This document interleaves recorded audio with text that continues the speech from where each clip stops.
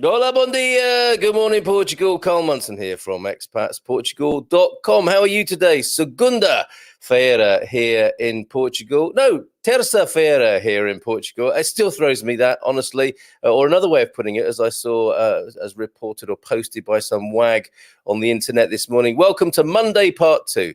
It's Tuesday, and of course, it is...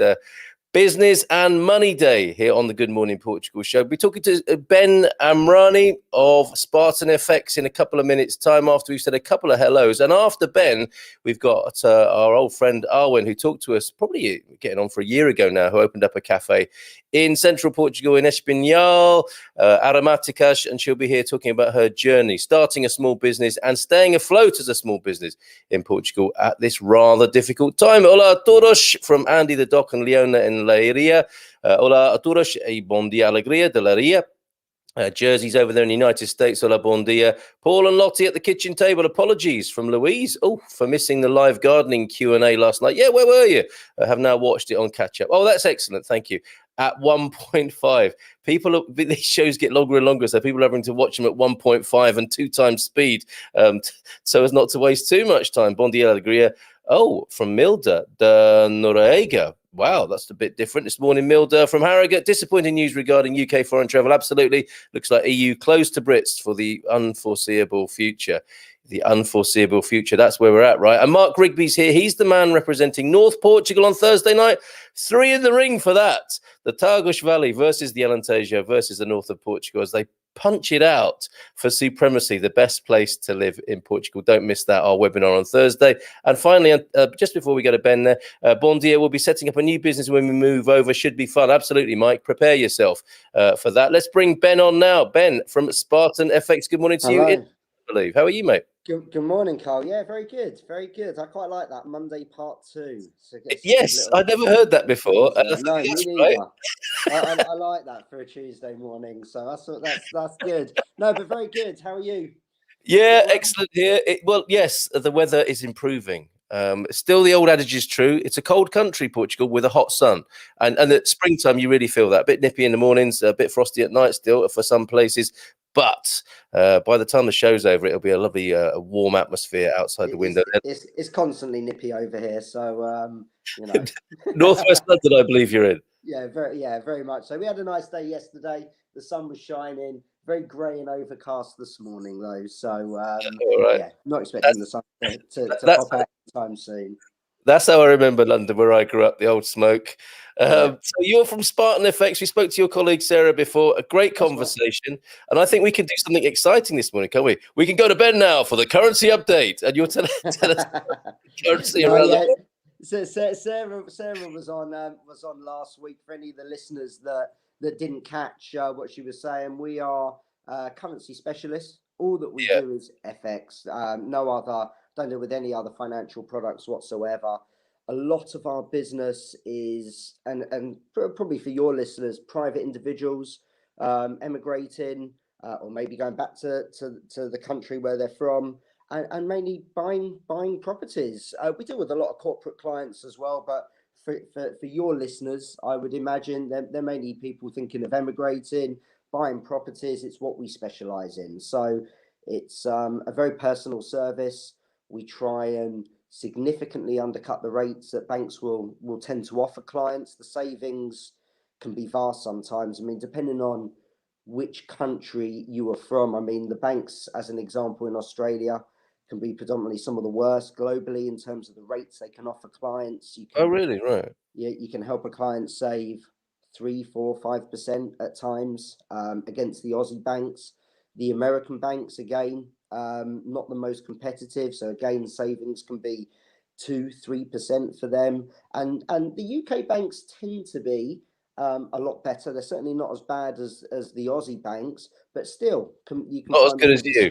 yeah, not as good as us. There can still be savings of anything up to, I suppose, around 3% over the bank. So it's not only on the rate that we offer. We try and give our clients as much information as possible to help them with the timing of their exchange. So if Yeah. we know that they're planning on buying a property and they've got 2-3 months till they require the funds, we'll try and guide them in the right direction, explain all the options available to them, to like I say, to help them with the timing. Whereas you go to a bank and say, I need X amount. Should I do it now? Should I wait? They just say, oh, sorry, sir, this is the rate today. Take it, you take it. You don't, you don't. Whereas, we try and give them a guiding hand just to help them maximize it, or, limit any exposure that they could potentially have to the markets. Yeah, and like you say, it's a big deal, isn't it? It's not like, everyone thinks they're a bit of a foreign exchange speculator when they go on holiday, don't they? I don't know. I might go in today. I might go in tomorrow, and earn Correct. And myself a couple of extra euros. and from being in the industry, I've even done this myself. Walk up and down the high street, or in the good old days, you'd walk up and down the high street and try and find the best rate. And actually, you're probably only saving yourself about €4 or €5 because of the volume that you're doing anyway. So, Yes, but absolutely. look, it's human nature. Everyone wants to get the best rate. The great thing about us is it's a bespoke service. So everyone that works there, we've been doing this for a minimum of 10 years. I've been doing it for nearly 15 years myself.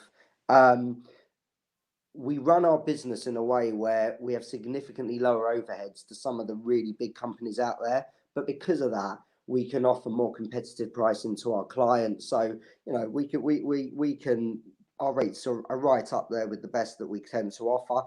But as I say, with most of our clients, it's all about the service. I mean, we've got, 5-star FIFO rating. All the reviews there are literally mainly on the service that we tend to offer. We go the extra mile. We'll speak to law firms for clients. We'll speak to the real estate brokers, make sure all the deadlines are met. We confirm all account details for clients as well on the other end. I mean, you'd be amazed how many clients just email us or send the money here, please. Have you confirmed this with the lawyer? Done anything verbally? No, nothing. Just send it. And you've got to be careful nowadays. There's a lot of email fraud that goes on. So every single time we confirm all the details with law firms, make sure everything's accurate. And I think clients really appreciate that extra part of the service as well. Absolutely, they do. We've got a few more hellos, and we've got a couple of people saying you're a bit low in volume. So I don't know if you can shuffle a bit closer to your microphone, or pretend we're in a pub and you're trying to buy a drink in a busy pub.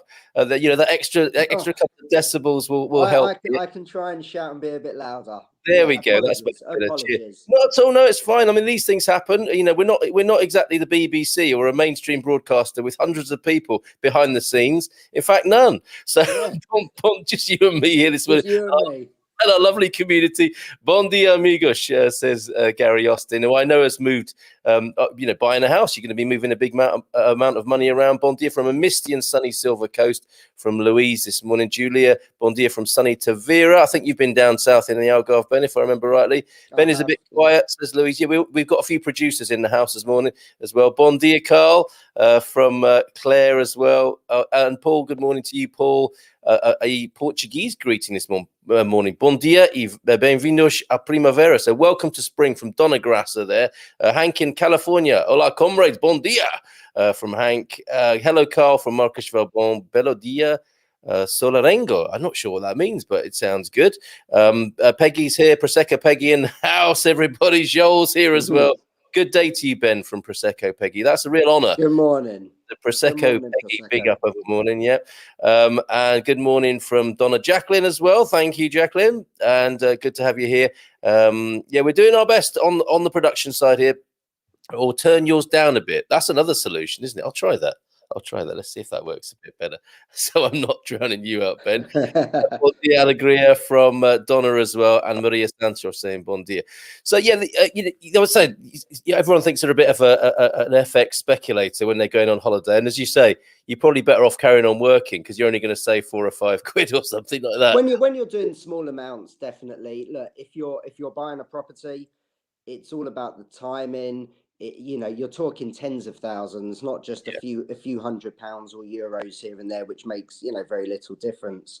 When you're buying a property, though, it is important to get the best rate that you can, and also have some guidance, have an expert. Don't just go to your bank and take the rate that they give you. Speak to a specialist in the field who can hopefully help you with the timing of it. There's lots of things we do differently that a bank won't. So, we even have clients that if you're buying a property, need to complete in 2 or 3 months' time. You don't have all the funds available, but you'll have them by a specific date in the future as well. You can pre-buy the currency that you need. It minimizes any risk you've got. You can say, right, this property for X amount of euros has cost me so much in pounds or dollars. And it means that you don't have to worry about what's going to happen in 2 or 3 months' time by the time you've potentially got the funds available. It just takes that risk factor out of it. It's not right for everyone. If you're selling a property in a country, let's say like in the UK, where you can't guarantee that the sale will go through, it's not a wise decision to do that. You're better off waiting until you have the funds. But if certain people know that they're selling investments and they'll know they'll 100% have funds by a specific date, it's a really good way of having the peace of mind, I would say, to say, right, this property has cost me so much and it won't change, which is good. And in the current marketplace, with the year that we've seen, it just goes to show how quickly the unforeseen can happen, how quickly exchange rates can move. I mean, if we look today, for instance, the pound to euro is up at like 116 and a half. You go back before Christmas, it was down at 110, 111, 112. Before, just as COVID hit, the pound hit about 105. So, there's a lot of market movement that can happen. But I think you have to, if we go back a year before COVID hit the UK or the world, the pound was up at like 118, 119. You had clients that were maybe buying a property, didn't quite buy the currency they needed. COVID hit in like March time, and the pound fell nearly 10%. So it can make a big difference to clients if you're in a position where it's at an affordable level, and you know that you can get the funds by a specific date. Sometimes not taking that risk just to try and potentially gain an extra 1 or 2%. Sometimes, we've seen a lot of clients over the years get their fingers burnt. So sometimes the peace of mind does go a very long way. I mean, no one would have predicted that pound rate, would they, or value? What a year it's been. You can find Spartan FX in our business directory, or just go to them direct and mention our name at spartanfx.com. A couple of quickies then before you go, Ben. What's the strangest currency you've ever dealt with? Or do just people focus on the big ones these days? We tend to deal with the big ones, really, in terms of the majority of clients that we deal with that are buying currencies. It's all the majors, really. So the 16 are the most major currencies. We get asked quite regularly for a host of unusual currencies. You could maybe use the Vietnamese dong, things like that, but we don't tend to trade it. So we stick to the we can send currency to about 200 different destinations around the world. We deal with like 40 odd different currencies. But we tend to stick to most of the majors. It's not too many of the smaller little ones that we tend to do. Although, well, the Vietnamese dog is good for a giggle. That's for sure. Very much so. Exactly. All right, and for we've got a few people here in. There was a question that came up, and the banks have got no friends for sure, but there are a few new players in the market like TransferWise and so on. I guess the big difference between you and them is with you they're going to get the personal service, aren't they? Which I don't think you get. Very much so. We don't have any problems matching the rates of a TransferWise, but it's not only that. Look, with us, you've got someone at the end of the phone anytime. So you can speak to someone. If there were any problems that were to occur, you call us, we find out what's happening immediately, you get the answers you need. You just have to go on the review sites for somewhere like TransferWise and read the comments from some of their clients. Look, TransferWise, if you're doing, you know, a few £100 here and there, sending it wherever you need, is, you know, the service is is good. The rates are excellent for that. But if you're talking large volumes, the problem with TransferWise is they will sometimes do a compliance check. They don't get all the info beforehand. Clients can have their payments held. That can mean you can miss deadlines for property purchases. With us, if there's anything we need, we get it in advance. So it means once you've purchased the currency, it's smooth sailing. Everything just comes in and out very, very quickly. But the important thing, I think, for a lot of clients when they're dealing with large funds is to know that there is someone at the end of the phone. And we're happy to do all the extra things that I mentioned earlier, which, you know, someone like TransferWise, it's just all geared for you just going online and doing it yourself. Because that's quite a moment, isn't it, when you push the button and there's this big movement of money online, and you push the button, and maybe a lot of people just get down on their knees and pray at that moment, and just hope for the next 24 or 38 hours, everything. Please let it turn up. Exactly. Look, it's daunting. It's you know what. A property purchase and moving large sums of funds is probably the biggest transfer they're ever going to do. So it is very, very, you know, it's daunting for clients. But that's why having someone who's done it for a long time, we hold our clients' hands through the whole process and make it go very, very smoothly for them. You could see typically, just as we're about to go, the questions start coming in. How far in advance are you able to lock in the rates from That's about 2 years. Wow, that's quite a good lock-in, isn't it? If you really wanted to, you can go about 2 years down the line. Wow. Okay. Gulzendur, which currencies do you deal with? I think you said the big ones there. It's not all like the majors. You used the old days of the Bureau de Change, where there was a massive log list, but you got all the main ones. All the main ones, all the main currencies that most of our clients would ever need. Correct. All right, fantastic. Ben, it's been great to talk to you again. We'll speak to you again next month. Great. One very quick thing before you go. Spartan FX, if I work there, I would be tempted to go into the office. You've seen 300, right? Does anyone go into the office and say, "This is Spartan"? Oh, or has no one done that yet? We occasionally dress up. We'll come in with our in the full thing. Oh, yeah. that's the FX company you want working for you. Exactly. You dress up like Jared Butler on Fridays. Fantastic, man. Great. That's only on a Friday, not on the Monday part 2. All right, mate. Have a good week. You too. Take care. Bye for now. Thank you. Bye, guys. There we go. Ben of Spartan FX. Find them in our business directory, which I'll put on the screen for you now, or go to spartanfx.com and say where you came from.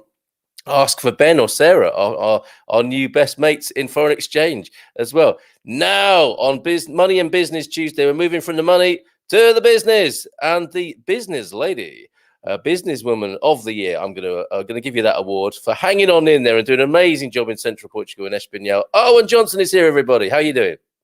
Good, thank you. Lovely to have you back. Thank you. It's good to be back.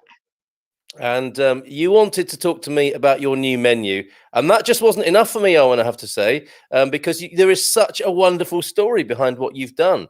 Could you take us back to the moment you thought to yourself, "I know, I'm going to open a cafe in Portugal"? When was that, and what possessed you? It's a while ago now. I think it's got to be about 6 months ago. It all started, Okay. and I put my bid in to Espinhal Council because I had to bid for like a tender for the cafe, and I think I spoke to you just after it had been accepted.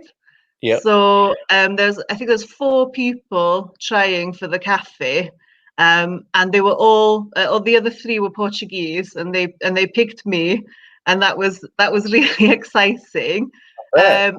And I think I'd done a couple of like local markets as well. When I spoke to you, I'd done the local market, and I'd done the market at Brunel. So I'd started sort of making food and selling food to the public, and sort of started to get the brand out there.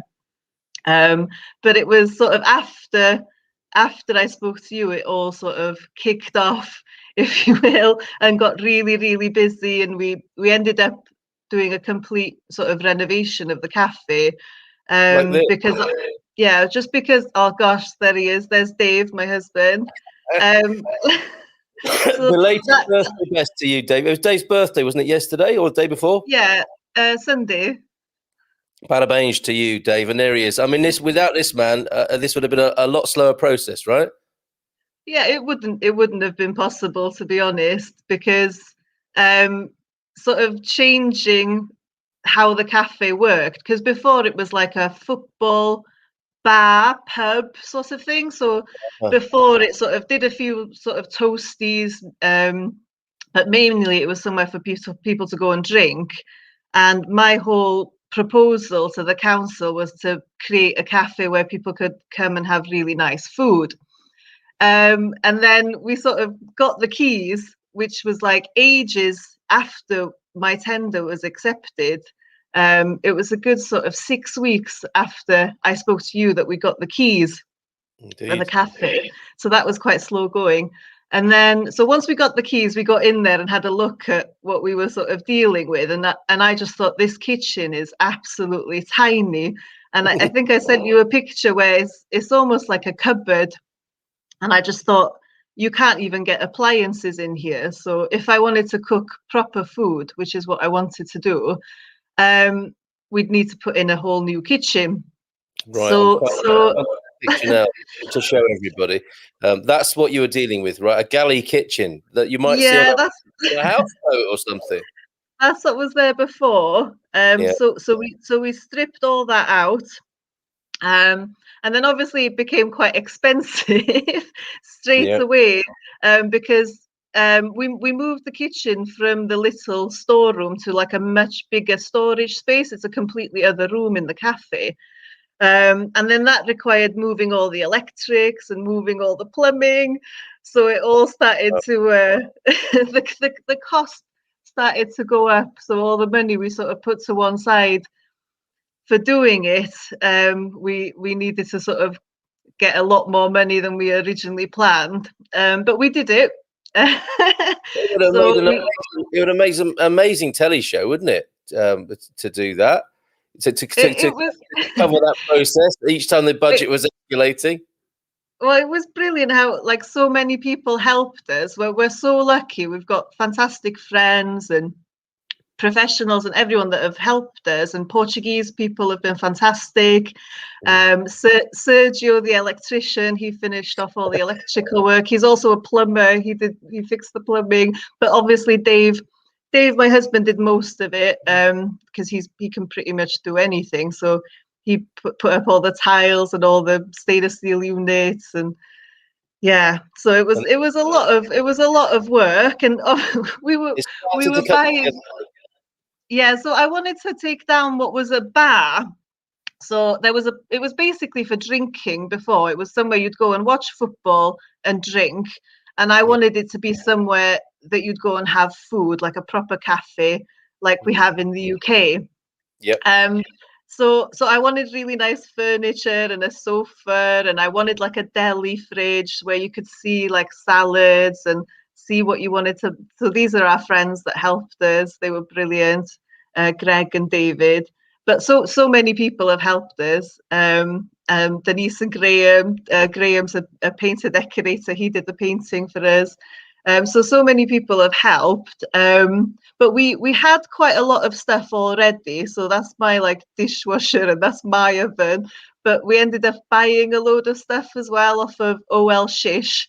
So there was a lot of sort of trips to go and buy fridges and to go and buy furniture and pizza ovens and all this sort of stuff. So Dave and I did all of that.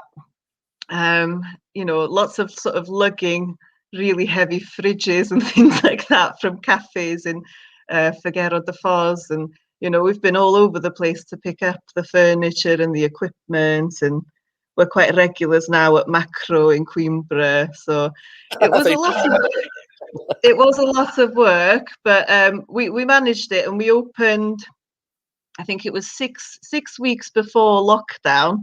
So Oh you're my going back now. Yeah, so our main thing is the breakfasts. We do a British breakfast, and oh people love them. They really a my lot of people are talking about the breakfasts. But yeah, we opened up. It was the beginning of December, so when we opened, we had the Christmas tree up, um, and we were open for 6 weeks before we had to shut, and we were really busy. So for, in the middle of a pandemic, in the middle of winter, and it was a cold winter, we were busy, and that was fantastic. So hopefully that's a sort of sign for the future that we'll still be busy once we come out of lockdown. God. But yeah, Bless you.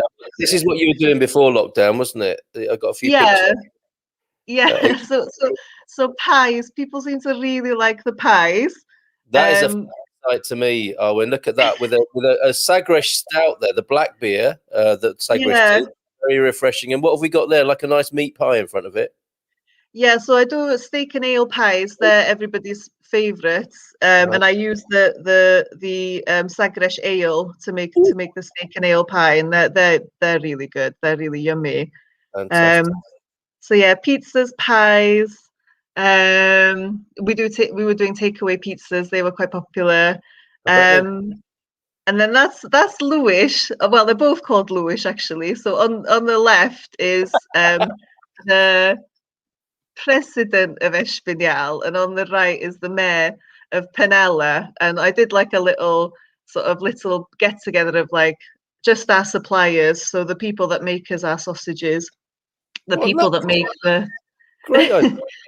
the people that make our bacon, and I just invited everybody, and we had a few mimosas, and they cut the red ribbon, so that was quite sweet. So that was 6 weeks before lockdown. So you're talking 4.5 months ago now. We had our opening. Well, I'm doing my best to keep on top of the pictures here, but it's an absolutely wonderful album you've sent me. But there it is. I mean, that's it in its opened glory, isn't it? There. That's Um, that's that's Dave sitting yeah. outside having a Testing, breakfast. testing the food, which had to be done. Tough job, but someone had to do it, didn't they? And there we go. I guess we're moving into lockdown times. There, someone has turned up. Who's that with the mask? I can't recognize. That's me. Oh, it's That's you me. with your mask on. Yeah. One of your fabulous breakfasts there, and a lovely big bushy basil plant in front of you, and the now legendary breakfast. So, I mean, the big question, I guess, for everybody, first bit is, how easy did you find the process? There are people who've tuned in, I think, this morning to find out what the process of opening a business is like in Portugal. Sounds like you've done all the right things. You've got some great people working in your team. You've made the acquaintance of the local officials and so on. And we saw the two Luises there. How would you rate and look back on that whole process? Because it can be a bit bureaucratic in Portugal, can it not? I think the last time I spoke to you, I said, "Oh, it's the paperwork's really good. It means everything's done properly," and it's true. Everything is done properly here, and it's thorough. I did a post a few days ago saying that we're regulated by a company called Cruz Branca, and this is a company that regulates everything we do, from food hygiene to pest control, so how we've dealt with COVID. I've got 2 files that are about this thick, and there's 4 pieces of paper that I have to fill in every single day. That is where I buy my food from, how I store it, what temperatures I'm cooking things to, and I worked in cafes and bars in the UK, and I'm pretty sure it wasn't that thorough. So it's it's really thorough here. But again, I think it's a good thing. It is a good thing because it means, I'm doing everything properly. And I think it's really good for customers as well, that they know that everything is done by the book here. And we've had visits from like the GNR. Have you? So you're like you're a foreigner, and you're thinking, oh, I hope I've done everything right. And sort of the GNR come in and they go, where's your complaints book? And you're thinking, oh God, I haven't got a complaints book. So it's just little things like that you've got to think about everything, and everything's done properly here. But it's a good thing. I'm still, you know, I'm not as sort of naive as I was the first time I spoke to you, and Well, I sort of remember that. thinking everything was wonderful. You know, it has been difficult, but it's been good. It's been a good it's a good experience. Well, I like how you've reframed that into, you know, from it seeming very easy, then getting a bit more difficult. But the difficulty and the challenge, you've reframed as thorough, which is good. And even for those who don't know, the GNR are one of the police forces here, and coming to see if you've got a complaints book. That's a very deep level of detail, isn't it? But then not only that, you've had to contend with, as you said, they're going into lockdown only a few weeks after being open. How's that been for somebody running a business in Portugal and some, you know, an expat running a foreigner running a business in Portugal? What's that been like for you? And still is. I mean, you know, let's face it. Yeah, it's not been easy, but you know, it's the last year hasn't been easy for anyone. But I suppose we knew what we were getting ourselves in for, really, because other businesses have been open for years and they've been doing really well, and you know, they've got their summer takings, so they know how to play the game. But with us, we had, it's not that we didn't have any expectations, but we knew what we were getting ourselves in for. We knew we were opening a cafe in the middle of a pandemic. I knew there was potential for a second lockdown, which did happen. And in the back of my head the whole time, I sort of said, I'll do takeaways. It'll be fine. It'll be fine. I'll do takeaways. And you did. And that's what we ended up doing. And it's actually been really good. So we started off with doing an Indian takeaway, and I think if the cafe was open all the time, I was doing something like a 40-hour week, and my husband's day was doing sort of 45 hours. So between us, we were doing sort of 85-hour weeks at the cafe. So it just wouldn't have been possible to do this sort of food if the cafe was open.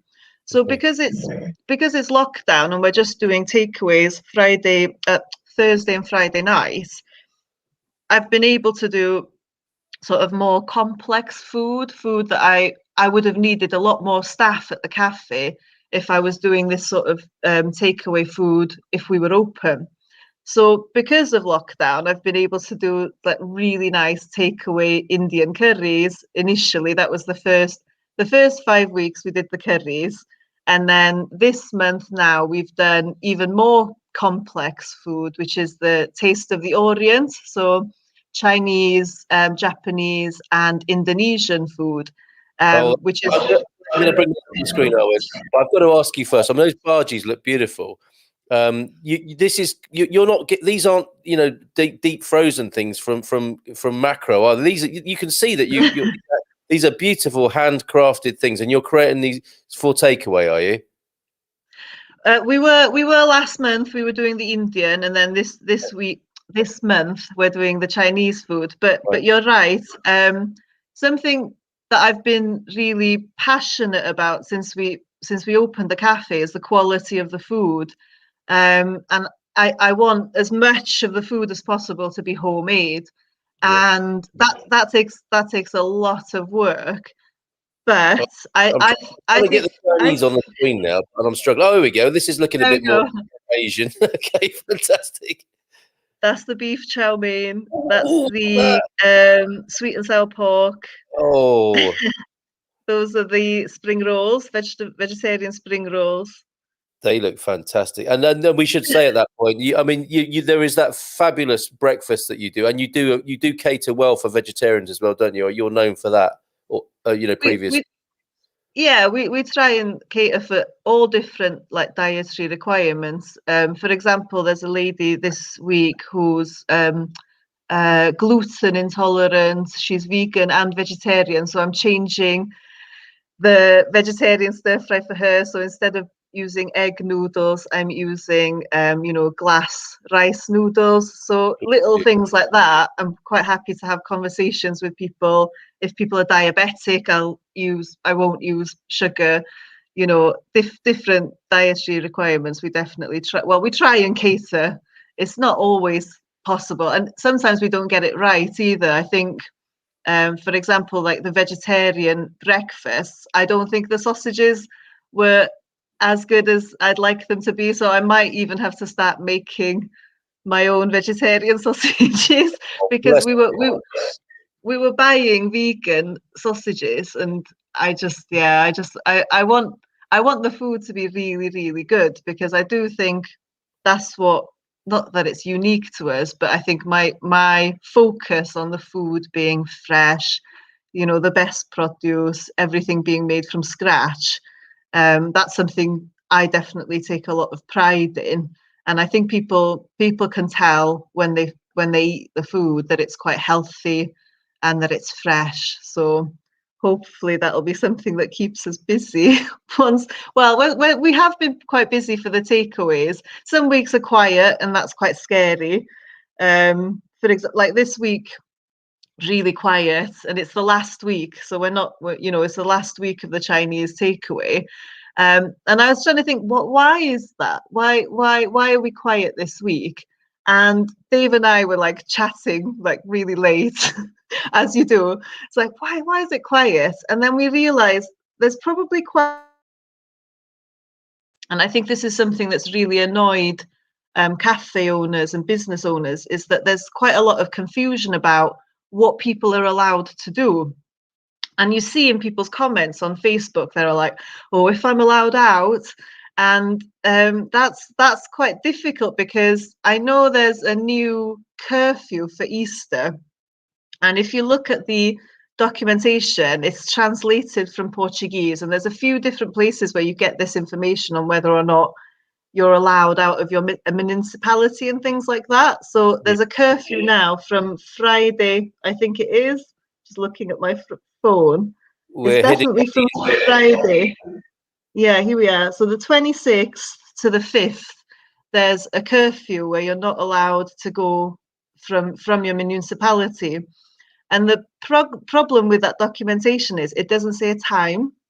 So, for example, Friday, we're serving our takeaways from 5 o'clock till 8 o'clock. But on everything that's been sent out to the public, to business owners, it doesn't say what time the curfew starts. So every other week, we know that the weekend curfew starts at 8 p.m. And this new documentation that sort of came out 15th of March, where it shows every 2 weeks restrictions are being eased. So this Friday, it doesn't say anywhere what time that curfew starts. And I think people are just going, I'll just... Yeah, let's we're trying to run a business and stay afloat here. That's really awful for you. I think I've got a solution though. Let's see what our communities are saying about you. Lots of love for you this morning. The standard of your food has always been impeccable, says Gary, whose nephew we'll have on the show tomorrow, and I'll tell you about that before we go. A question from Paul and Louise: what proportion of your customers are local Portuguese? Now, I know you're very well embedded and connected to the locals, but what would you say percentage-wise? Before lockdown, it was sort of 50-50. So 50% were Portuguese, but Portuguese people that travel to come to the cafe as well. But since we've been doing the Indian and Chinese takeaways, it has been mostly British, American, and some sort of European.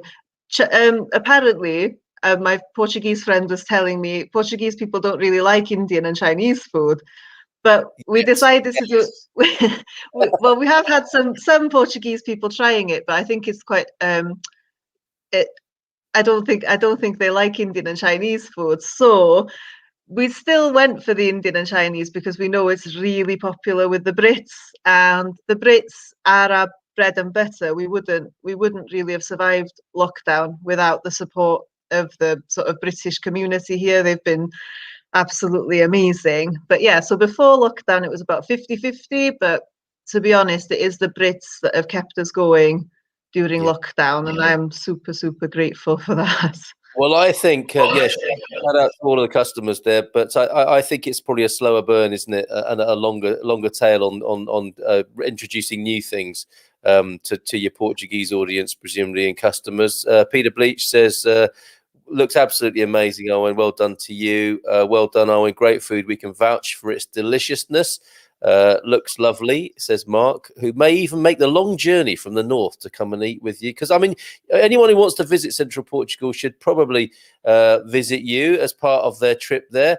GNR is the military version of the PSP. That's a Portuguese man, Joel, saying that, so everybody knows. Sounds amazing, says Beverly. And yes, of course, Central Portugal. I'm saying there, if you're going to Central Portugal, it's well worth putting Awen on your itinerary and Aromaticas. But it looks lovely, Awen. Joined late, says Parminda. I'm in Lisbon, wondering where Aromaticas is. So tell us about Espinhal and the location before. I've got an idea for you, but before we go there, where is Espinhal? And tell us about the beauty of that part of Central Portugal, if you will. We're so lucky to live here. It's absolutely gorgeous spot. I used to live in North Wales, and there's a part of North Wales called Aber Falls, and it's an area of outstanding natural beauty.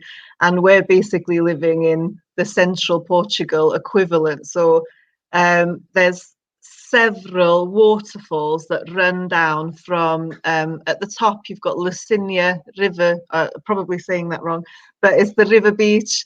And you've got beautiful lakes, and then you've got this gorgeous sort of walking trail running down, which is sort of several waterfalls. And then at the bottom of all these waterfalls, you've got Espinhal, which is a gorgeous historic village. There's beautiful townhouses. There's a lot of history here. Apparently, when the King of Portugal used to come to Central Portugal, he used to stay in Espinhal. And then obviously you've got Penella, really close to Espinhal, which has got the castle. Lots of fantastic things to see all around the area. You've got Rabassal as well, around the corner from Penella, which is where the gorgeous cheese comes from. What else is here? There's lovely things. Roman ruin there. I was taken to a Roman ruin just outside Penella, which isn't open to the public every day. And there are still beautiful mosaics on the floor. We went there in this little coach trip. It was all locked up, and it's a World Heritage site. And there were the walls you can see in the shape of the Roman camp that was there, or villas that were there. And this guy got a dustpan and brush out from behind a wall and started brushing away, and exposed this beautiful ancient, obviously Roman mosaic on the floor there. It's in a really brilliant part. Rabassal is lovely as well, and legendary cheese. Blessed are the cheesemakers in Rabassal, olive oil production. You got to go there. I've put a link to it. There you go, Peggy. Can you put well? Can I spell that town? Yes, done it for you there with the Wikipedia entry for that. You're very brave, said Milda. I will try to come to you with my Norwegian friends and clients after the pandemic. I'm not sure if Milda's asking for you to put on a Norwegian menu there. That'll be interesting, I suspect. Milda, tell us what should be on that. Everybody on the bus, says Peggy. Is it a trip to yours, Arwen, as soon as we're able from the Algarve, by the sound of it? We'll definitely visit Arwen's Cafe when we're back, say Paul and Louise, who are Central Portugal people, as I recall. Now, this thing about people not being sure, because, it puts people off, doesn't it? I get that locally. I think, I'd love a takeaway tonight, but I don't know what's open. I don't know if I can go out and all this. And you think, okay, I'll just, I'll knock something up at home instead. Can we do a sort of buy it forward with you? I mean, I can't get to you, but I'd gladly buy a Chinese takeaway this week and cash it in the future. Is that possible? Not really, because it's sort of how you sort of prepare the food. Because, like I said, it's all really fresh. So I've done a few sort of favors for people where I've got stuff ready for particular people at particular times, but it is tricky. It's tricky to manage. But I'm pretty sure that you are allowed to come and pick up a takeaway Thursday and Friday night this week from 5 till 8. Because every other curfew started at 8 o'clock on a Friday, so I don't see how this week would be any different. But I can understand people being cautious because there are fines, and I know people are getting fined. Another thing Dave and I were talking about late into the evening last night, sort of trying to think, oh my gosh, what are we going to do?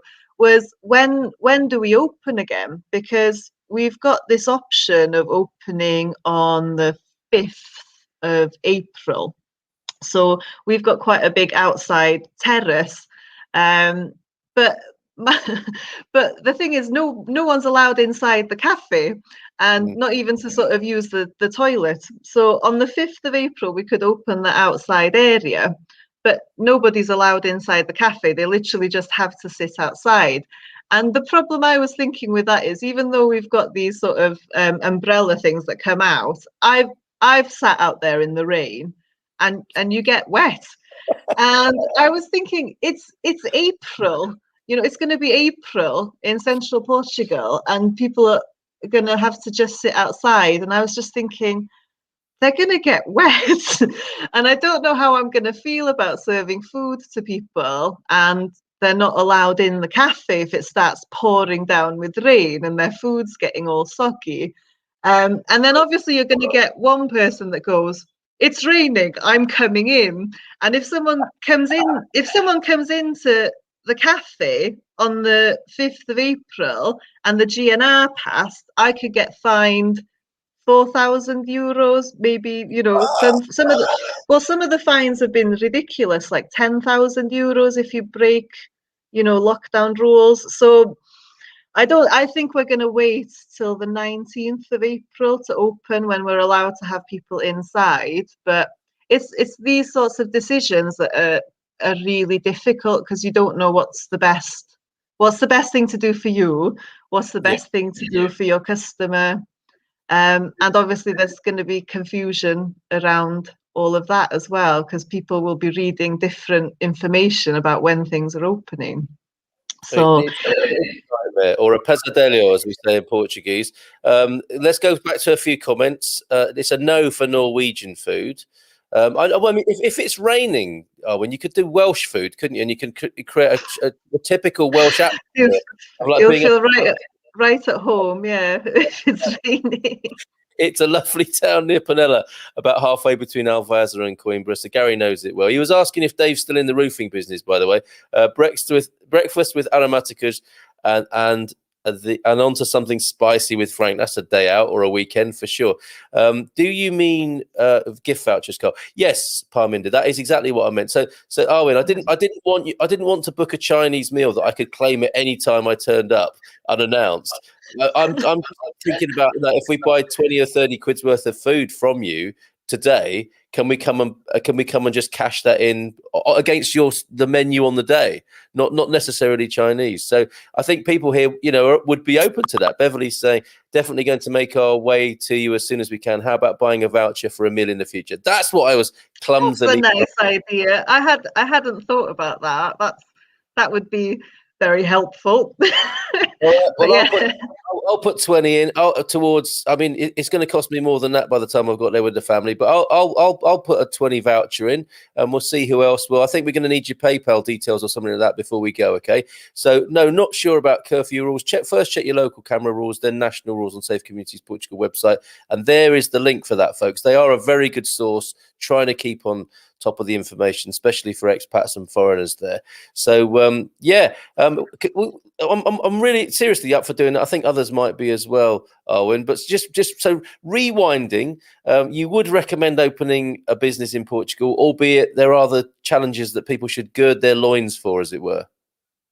Well, we've been successful, and it's absolutely bonkers that we have been, really. So opening up a cafe in the middle of winter, and it was a freezing cold winter as well, in the middle of a pandemic, in a foreign country where neither of us speak the language, and we're surviving, we're getting by, and it's successful. People like it. People love the food. It's getting more and more popular, which is really promising. And hopefully by the summer, cross fingers, the pandemic will be better under control, and we can get back to sort of a bit more of a new normal, and we can actually make some money. But it's going well. It is going well. We're very lucky, and it's mainly due to our customers, because our customers have just been fantastic. People return week after week. They're lovely about us on social media. People post pictures of their food when they've enjoyed the food. They tell all their friends, Also, things like, we've got people coming from Tamar to pick up a takeaway, and they'll pick up for 6 other people in the village. And I just love the organisation of the Brits. It's brilliant. So they'll pick up for other people, and it's really nice. Well, I tell you, if there's curry and sagresh available, the Brits will go to those extraordinary logistical lengths to get that back to Tamar for sure. And along that corridor there, I know the people, the Alvazara, is it Ferrer de Zazer, and right through to Tamar there, all those folks along there will be baying for curry, I'm sure. Leona wants to know, talking of Brit dishes, wants to know, do you do fish and chips ever, Awen, there? We haven't done fish and chips, no. And actually, another thing I'm thinking about is I've got maybe 3 weeks now to think of what I want the menu to look like when we open back up. Because when we first opened, the menu was quite simple. So we had an English and a veggie and a vegan breakfast. We were doing breakfast baps. We had sandwiches, toasties, baked potatoes, soup, and different sort of salads in the deli counter, and then pizzas. And since lockdown, and I've been experimenting with cooking more than I've ever done before. So cooking all the Indian food and learning loads of new cooking techniques, especially doing the Chinese. That's really stretched me as a cook, because I still wouldn't call myself a chef, because I wasn't a chef before I started this. I was just sort of someone who enjoyed cooking, but Wow. definitely doing the Indian and the Chinese food, I've learned so much about cooking, literally just off of YouTube.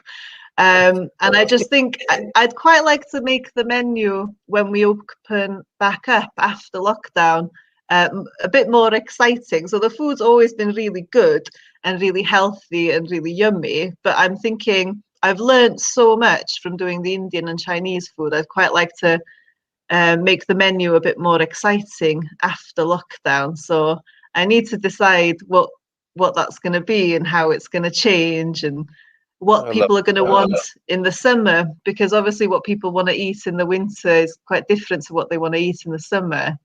So I've got a few weeks to try and decide what people are going to want. And we'll keep asking you about fish and chips, all right? So Portuguese lunch vouchers, I think they have a version of it. I've got my own idea. Why don't we call it Aromaticas for the token?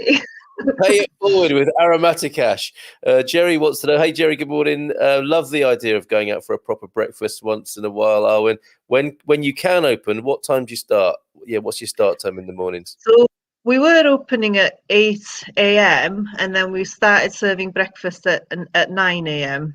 So yeah, people were coming in at 9 o'clock for a breakfast, and then we were serving breakfast till 12 in the afternoon. But most people were saying, please just do an all day breakfast. So that might be something I change as well when we open in April, that I actually serve breakfast till 3 in the afternoon, because I think people still want breakfasts till about 3 o'clock. So yes, they do. I can speak to that. They do. Mark is in the north. Easy to do a like if you're far away like myself. So he's put your Facebook link up there. That's very thoughtful, Mark. Thank you. And Louise, I missed the actual name of the cafe, Aromaticas. And Louise, for those of you who aren't on Facebook like Louise, what is it, and do they have a website? Can people find you in any other way apart from Facebook at the moment? Well, if you just put in Aromaticas Espinhal, it comes up on Google Maps, and there's a load of photos of the cafe and the food. And then we're on Instagram as well, so it's Aromaticas Espinhal. And then we've been using Facebook because it's a fantastic way of speaking to people and speaking to customers, and you can sort of put pretty much everything on there. Eventually, I'd like to have a website as well, but in time. All right, fantastic. Please include seafood in your menu, including octopus. Is the request from Norway? So no, give Norwegian food a miss by the sound of it from Milda, but get some Portuguese seafood on there. Gary's saying sounds like a great meeting place for the tribe when we can. Absolutely, looking forward to that.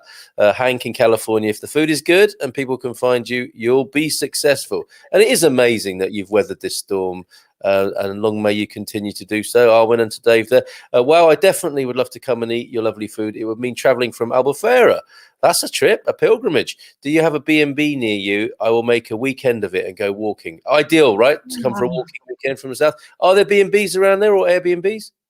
Yeah, so there's loads of Airbnbs. Pretty much everyone we know has an Airbnb, but obviously it's been it's been a really difficult time for people that have moved here and their main source of income was Airbnb, because from what I can understand, there's no support for that. You know, there's not been any support for us either, because we weren't open long enough before lockdown.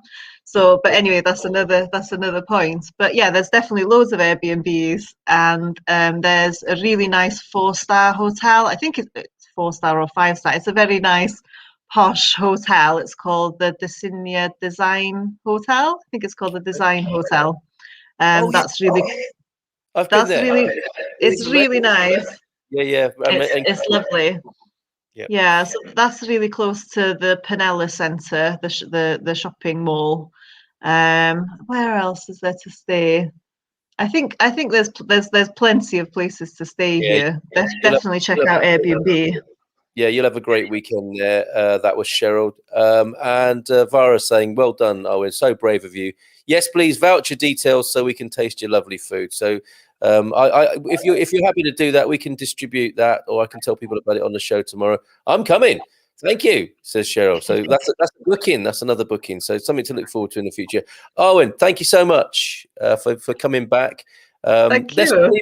Let's not leave it so long next time. I'm looking forward to trying the Chinese and the Indian, maybe the fish and chips. We'll see, and a few of these other ideas. I can see you're mulling over that you want to put on the menu for summer, hopefully when we can get in there, and obviously going into autumn and winter as well.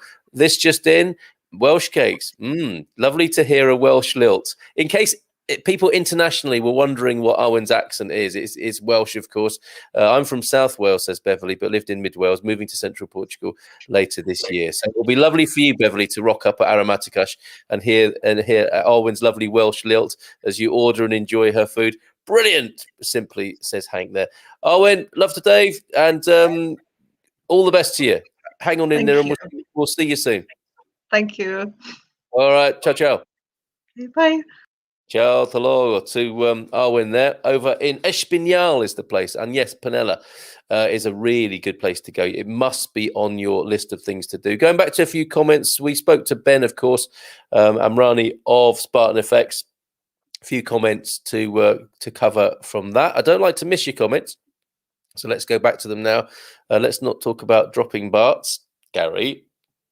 We covered that. They do all the main currencies. Transwise change name to Wise. Yeah, in a branding exercise, I saw that recently. It is an indication of how politicians play expectations when folks think how good the exchange rate is at 116 compared to 110. When I prefer to think back to 140, before the referendum vote. That was extraordinary, wasn't it? And those are dim and distant days. 140 for the pound to the euro there. Politicians are good at massaging expectations based on people's focus on short-term changes. You make them sound like a rather cynical bunch, Mark. Going back to this is Spartan. If it's a customer has a dispute, they throw him in the pit. No, they don't do that, Joel, but that's a good joke. Transfer-wise, 8 out of 10 on Google, 8.2 for Spartan on Google there. So, I'm sure they are both good, says Pete. Thanks for that bit of research, Pete. From Mark Walker, bon dia, from the city of New York, Cidade de Nova York. I hope I've done that justice from Mark. Great to hear from you, Mark, this morning. Yes, thorough was the key word, wasn't it? If you are thinking of starting a business in Portugal, the process is thorough. An excellent euphemism and reframing of the process there. Allow extra time and be patient. and be Portuguese about it. There you go. That's the advice. And yeah, lots of great questions. Thank you to Awen there. Let me see if there's any more that's come in. No, not for now. But I do want to tell you about what's coming up for the rest of the week before we pop off this morning. And how are you doing? There's the other question, which I haven't asked for a long time. You know, we talk to guests every day. We have a great time talking to some brilliant guests, but I haven't asked you many questions or checked as to how you are at the moment with this the crazy times we're living in. Let's face it. How are you coping? How are you doing? What are you holding up as the hope and light at the end of your tunnel? There's always room to talk about that here. That's why we come together in the mornings, is to feel part of a community and to be looking forward to life in Portugal if you're not here yet, and to be back together in Portugal for those of you who are here and we just want to meet up and travel around this beautiful country. Mark saying two Belgians are enjoying the 35 minutes from Drogo Pequeno. The food, the service and the friendliness are really fantastic. So you make your Aromaticas pilgrimage there. Nice one, Mark. And two Belgians doing that. I'm fed up with painting. How many times have you painted the house now, Gary? Have you been around it like a couple of circuits now? Yeah, there's only so much painting a man can and should do. All right, so looking forward then to some of the highlights for the rest of the week. I want to show you what's happening on Thursday. Now, this should be fun because we are back in the ring with three gentlemen. We have Michael Heron, who is representing the Tagus Valley, which will no doubt include a little bit of chat about Lisbon, the capital, of course. I mean, that's up his sleeve. That's quite an uppercut culturally, isn't it, to deliver to his opponents in the ring. From Alentejo, Mr. Neil Perkins, who's feeling very confident. I had a little bit of a chat with him yesterday. He's feeling like a champ already. And up there in northern Portugal, Mark, who's with us this morning. So those three gentlemen battling it out for the best place to live in Portugal on Thursday evening from 7:30 until 9 p.m. Tomorrow morning, we will have on the show. I think the doc's here again tomorrow. It's thrown me a bit. There are five of everything, you know, of the weekdays. In it's a long month. Let me put it like that. March. I think you're back with me again tomorrow, aren't you, Doc? For Ask Anything About Portugal. And when you do, or before you do, we'll have the wonderful Ben Austin on the show. Yes, Gary Austin. Ben Austin, nephew of Gary, just dropped me a line the other day. A very enterprising young man, wants to start a Portuguese language group for expats. He's grown up here as a child and now a young man, and wants to teach expats how to speak Portuguese. Very enterprising. I'm going to talk to him about his new plans for that tomorrow, and maybe we'll get a few people signed up if you want to learn with a brilliant young mind that is Ben Austin.